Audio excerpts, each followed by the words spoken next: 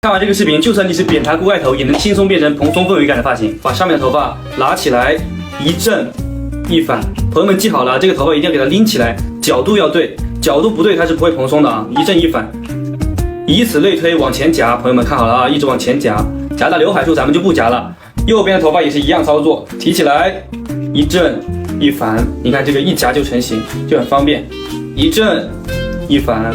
然后现在夹的头发是乱的，朋友们千万不要慌啊！然后我们把刘海分开，取一个对称的地方，然后把它拎起来，一个内扣，一个 C 型，夹成这样子。好，大家不要慌。然后把侧面的头发一正一反，一正一反，后脑勺的头发直接往上抬。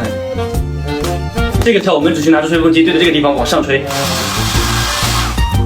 OK， 然后刘海稍微调整一下啊。你们看一下，做发型是不是很简单？蓬松纹理感全部都有了。如果大家对于发型和造型工具追求品质的话，那么这个夹板是真的可以试一试。